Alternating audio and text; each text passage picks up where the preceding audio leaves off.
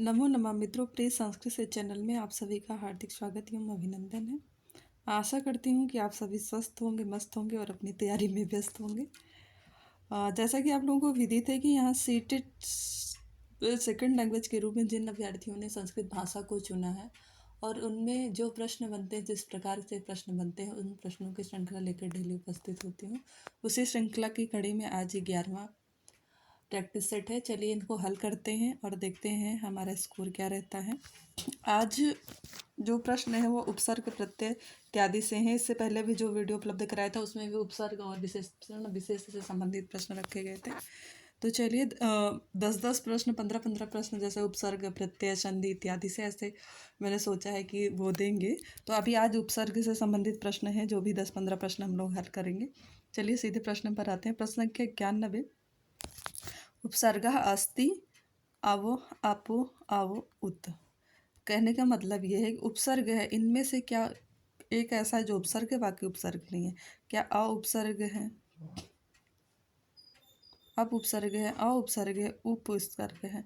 तो देखिए अ और औ दो अ हैं, इन दोनों अ में से एक अ सही होगा। कन्फ्यूजन के लिए एक में हलंत लगा दिया है, एक ऐसे कर दिया गया है। इस टाइप से प्रश्न बहुत पूछे जाते हैं, ताकि क्योंकि जब आपको पता नहीं होता है, आप रटे रहते हैं, जैसे आनु अपी अ दूर दूसरे इस तरीके से रटे रहते हैं, तो अ में हलंत लगा है या नहीं लगा है ये आप जो है मतलब नहीं रहता माइंड में। तो इसी तरीके से प्रश्नों का स्वरूप रहता है अक्सर। तो आपका उपसर्ग क्या होगा? 22 उसका उपसर्गों में आपका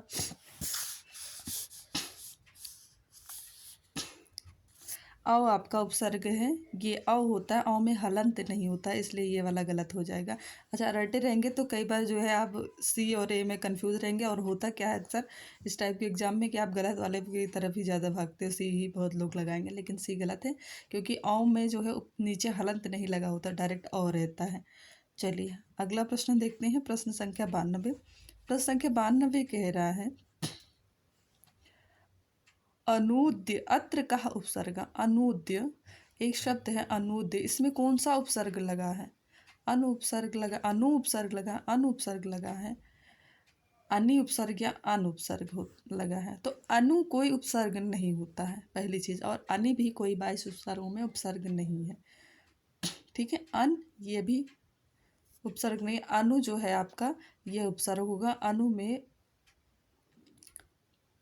अनु उपसर्ग है, अनु धन उद्य करेंगे तो अनुद्य संधि हो गई है, तो छोटा ऊ को बड़ा ऊ हो गया है। इस प्रकार से रूप आपका अनुद्य बन गया है। तो यहाँ पर ऑप्शन नंबर बी आपका सही होता है।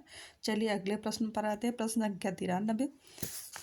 प्रश्न संख्या 93। प्रश्न संख्या 93 कह रहा है प्रमणत प्रणमति इत्यत्र कः उपसर्गः। प्रणमति इत्यत्र कः उपसर्गः? प्रा, प्रण, प्रति अथवा प्रणम। तो 22 उपसर्गों में प्रणम उपसर्ग नहीं है। एक चीज़ और आप ध्यान में रख लीजिए, आपको 10 मिनट 5 मिनट का मौका मिले तो एक बार 22 उपसर्गों को पढ़ लीजिएगा जरूर। छोटे छोटे हैं 22 उपसर्ग, 1 सेकंड बहुत ज़्यादा अगर बहुत ध्यान से आप हलंत इत्यादि देखते हुए पढ़ेंगे तो आपको 1 मिनट लगेगा उसको पढ़ने में। तो कम से कम ध्यान में रहेगा कि कहाँ हलंत है, किस में नहीं है। 1-2 बार ऐसे पढ़ लीजिए, मतलब ऐसे गाने टाइप में कि प्रा परा अनु अपि इस तरीके से पढ़ लीजिए 4-5 बार, तो आपको कंठस्थ हो जाएगा। प्रणम में कोई उपसर्ग नहीं है, प्रति उपसर्ग है, प्रा उपसर्ग है, और प्रण कोई उपसर्ग नहीं है। तो अब प्रति और प्रा में एक बताइए, दो में से एक ऑप्शन आपको चुनना है। कौन सा उपसर्ग है? प्रति उपसर्ग लगा है प्रणम में अथवा प्रा उपसर्ग लगा है? प्रति उपसर्ग लगा है अथवा प्रा उपसर्ग। तो आपका प्रा उपसर्ग देखिए देखने से लगा है, नम धातु में प्रा उपसर्ग रूप करेंगे तो प्रणम में रूप बनता है। आपका प्रा उपसर्ग ऑप्शन नंबर ए सही हो जाएगा। चलिए प्रश्न संख्या 94 पर आते हैं। प्रश्न संख्या 94 कह रहा है कि संस्करोति संस्करोति संस्करोति इत्यत्र कः उपसर्ग। संस्करोति शब्द है, इसमें कौन सा उपसर्ग है? सम उपसर्ग है, संस उपसर्ग है, अथवा संस्कृत उपसर्ग है। स और संस। देखिए ये देखने से ही तीनों ऑप्शन बकवास लग रहे हैं। सा कोई उपसर्ग, संस कोई उपसर्ग और सस कोई उपसर्ग नहीं होता, तो ऑप्शन नंबर 1 सही हो जाएगा। वैसे भी सम उपसर्ग होता है, और सम में भी देखिए माँ में नीचे हलंत होता है। संस्कृत में भी सम उपसर्ग लगा हुआ है ना। तो आपका सम उपसर्ग पूर्वक क्रिया धातु से बनकर बना है आपका संस्कृत शब्द। ऐसे ही संस्कृत संस्कृति है, इसमें क्रिय धातु और सम उपसर्ग लगा हुआ है। ठीक है, चलिए अगले प्रश्न पर आते हैं। प्रश्न संख्या 95। प्रश्न संख्या 95 कह रहा है कि परीक्ष इत्यत्र कहा उपसर्ग। परीक्ष शब्द में इसमें कौन सा उपसर्ग है? परी है, परी है, परीक्ष है,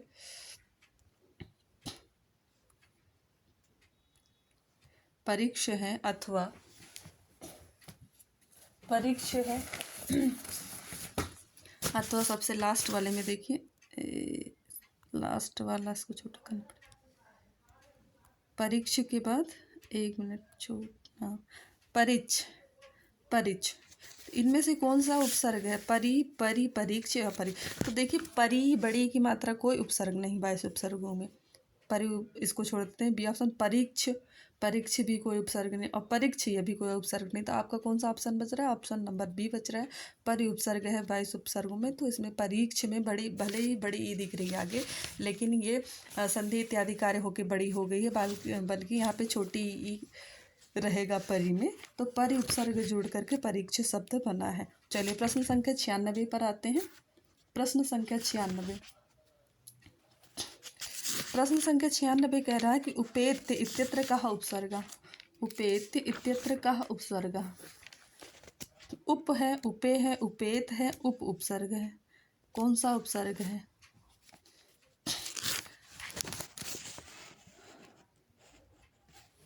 उपेत्य इत्यत्र कहा उपसर्ग। उपेत्य शब्द में कौन सा उपसर्ग जुड़ा हुआ? उप उपसर्ग है, उपे उपसर्ग है, उपेत उपसर्ग है, या उप उपसर्ग। अब देखिए उपे और उपेत ये दोनों गलत हैं। उप और उप में, जैसे अभी अ और अ आपने देखा कि हलंत होता, वैसे उप और उप में कौन सा आपका सही होगा? उप सही होगा अथवा उप सही होगा, इन्हीं दोनों में से एक होगा। उपसर्ग कौन सा होता है 96 में? तो आपका उप होता है, वहाँ अ में आपका हलंत नहीं है, यहाँ अ में हलंत ऐसे है, और उप में भी आपका क्या है? उप में हलंत नहीं है, उप में आपका हलंत नहीं है, तो आपका ऑप्शन नंबर डी सही होगा। उपेत में उप उपसर्ग जुड़ा हुआ है। ठीक है, ऑप्शन नंबर डी सही हो जाएगा। चलिए अगले प्रश्न पर आते हैं। प्रश्न संख्या 97। प्रश्न संख्या 97 कह रहा है कि प्रेत्य इत्यत्र कहा उपसर्ग। प्रेत्य इत्यत्र कहा उपसर्ग। प्रेत्य में कौन सा उपसर्ग है? प्रेत्य उपसर्ग इत्यत्र कहा उपसर्ग। प्रेत्य में कौन सा उपसर्ग है? प्रा है, प्रति है, प्रेत है, अथवा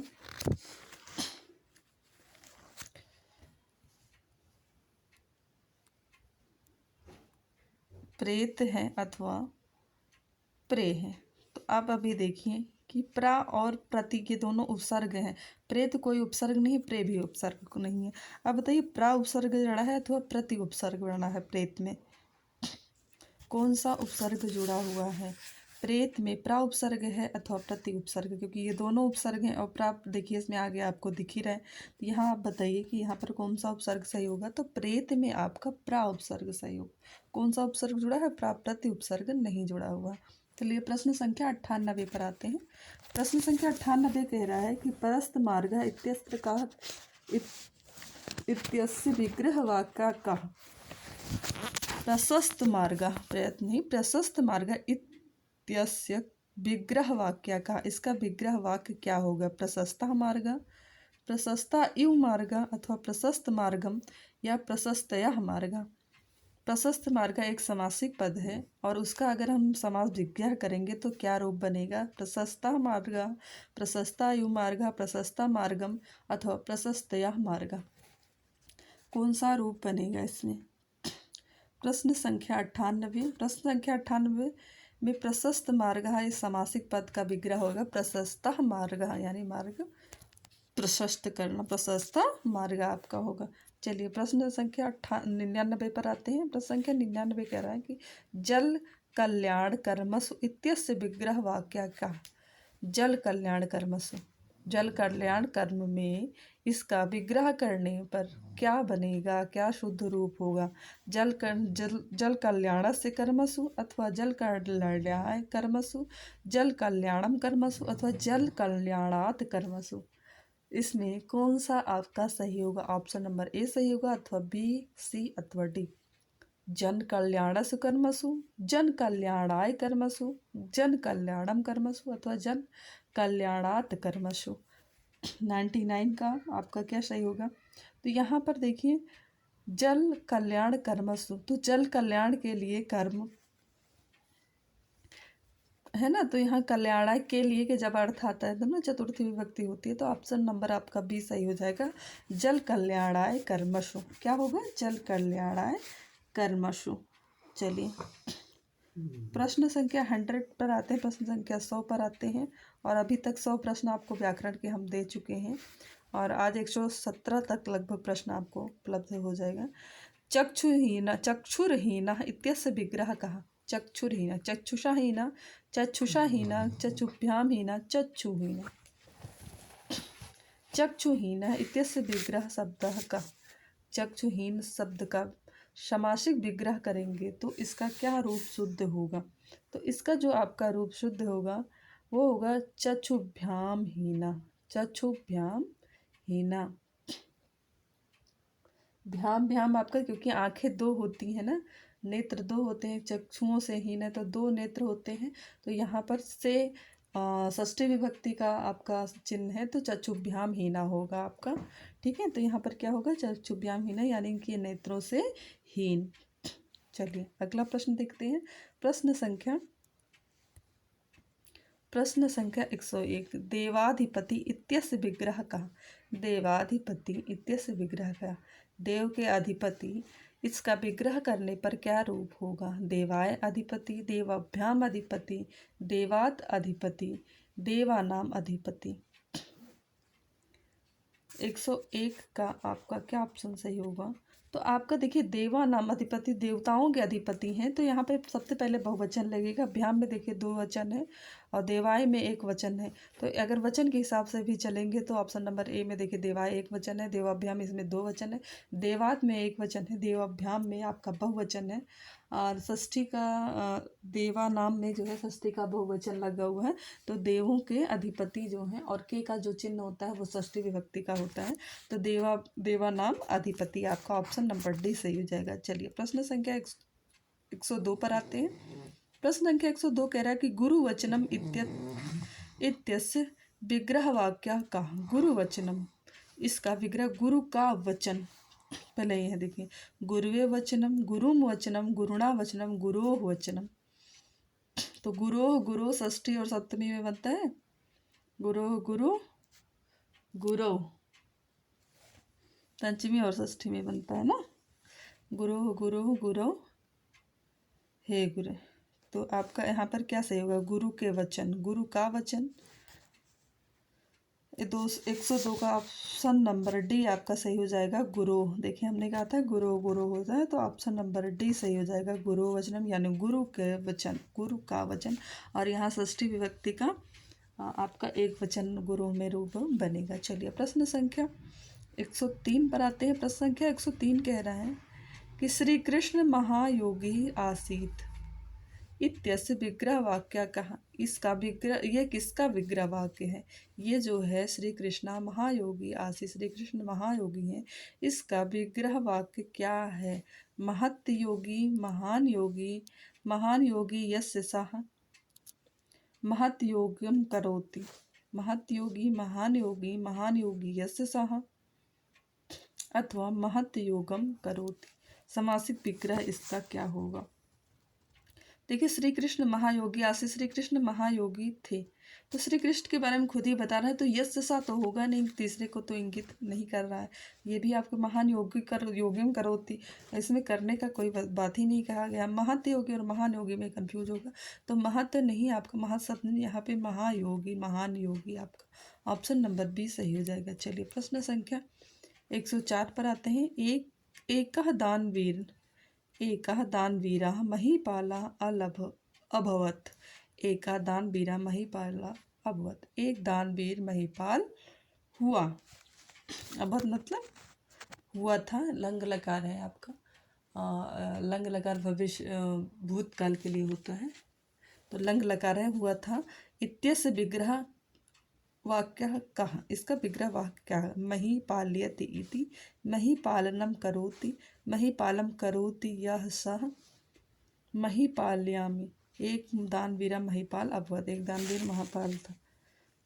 इसका विग्रह क्या होगा? तो यहाँ होगा मही पाल्यति इति, जो मही पाल्यति मतलब मही पाल्यति इति, इस प्रकार से जो है इसका विग्रह ऑप्शन नंबर ए सही हो जाएगा। चलिए प्रश्न संख्या 105 पर आते हैं। प्रश्न संख्या 105 कह रहा है कि कर्णस्य त्याग वृत्ति का न जानाति, कर्ण की त्याग वृत्ति को कौन नहीं जानता है? इत्यस्य विग्रह वाक्य क्या? इसका विग्रह वाक्य क्या होगा? त्यागात, मतलब जो यहाँ पे रेखांकित पद है ना, ये हम बताना भूल गए, जो भी रेखांकित पद है, जैसे त्याग वृत्ति में जो रेखांकित क्या है? त्याग वृत्ति। तो त्याग वृत्ति का जो है विग्रह वाक्य क्या होगा? त्यागात वृत्तम, त्यागस्य वृत्तिम, त्यागेन वृत्तिम, त्यागम वृत्तम। ऑप्शन नंबर 105 का सही हो तो 105 के त्यागस्य वृत्तिम, त्याग ही है जिसके वृत्ति, त्याग की वृत्ति। ऑप्शन नंबर आपका बी सही हो जाएगा यहाँ पर। चलिए अब प्रश्न संख्या 106 पर आते हैं। प्रश्न संख्या 106 कह रहा है तस्य चक्षु नीलोत्पलम इव अस्ति। तस्य चक्षु, अब देखिए नीलोत्पलम रेखांकित हो तो नीलोत्पलम का समासिक विग्रह क्या होगा? तस्य चक्षु नीलोत्पलम भवति, नील नीलोत्पलम, नीलम उत्पलम, नीलस्य उत्पलम, नीलानि उत्पलानि। जिसके नील उत्पल किसको कहा गया है? कमल को कहा गया है ना, तो जिसकी आंखें कमल के समान है। तो नीलोत्पलम में जो है आपका समासिक विग्रह करने पर क्या रूप होगा? तो नीलोत्पलम में समासिक विग्रह करेंगे तो नीलम उत्पलम होगा, नीला कमल। ये विशेषण विशेष कर्मधारय समास का उदाहरण है। और कर्मधारय में समास में क्या होता है कि जो विशेषण और विशेष से एक ही वचन विभक्ति के होते हैं। तो ये आपका नीलम उत्पलम होगा। ऑप्शन नंबर बी सही हो जाएगा। चलिए प्रश्न संख्या 107 देखते हैं। प्रश्न संख्या 107 कह रहा है नृपः नगरं पारितः दानशाला आकारयत्।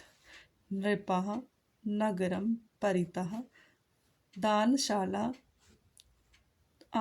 अकारयत, यानी राजा के नगर के चारों ओर दानशाला थी। इत्यस्य विग्रह वाक्य का, इसका विग्रह वाक्य क्या है? तो यहाँ रेखांकित पद क्या है? दानशाला। अब दानशाला का विग्रह क्या होगा? दानशशाला, दानायशाला, फिर दानातशाला, दानेशाला। दानशाला का विग्रह करने क्या होगा? दानशाला का विग्रह क्या होगा? तो दानायशाला, दान के लिए जो शाला रखी गई, आपका यही होगा। दान के लिए शाला आपका दानायशाला होगा। और ये षष्ठी चतुर्थी तत्पुरुष समास का उदाहरण है ये। और रहने देते हैं इस वीडियो को यहीं पर, और फिर मिलेंगे नए प्रश्नों के साथ, नए टॉपिक के साथ। अभी आपको आज समास, थोड़ा सा समास और थोड़ा उपसर्ग से संबंधित प्रश्न रखे गए थे। और संभवतः कल जो आपको वीडियो उपलब्ध कराएंगे उसमें संधि इत्यादि से प्रश्न रखेंगे। और इसी तरीके से 10-10, 15-15 करके संधि, समास, कारक, प्रत्यय इत्यादि से संपूर्ण व्याकरण से 10-15 प्रश्न करके संपूर्ण व्याकरण से प्रश्नों को रखा जाएगा। और यदि आपको मेरे चैनल से थोड़ा बहुत लाभ हो रहा है तो चैनल को लाइक, सब्सक्राइब एवं शेयर अवश्य करें, क्योंकि आपका एक लाइक, सब्सक्राइब, शेयर मेरा मनोबल बढ़ाता है। नमः संस्कृत है।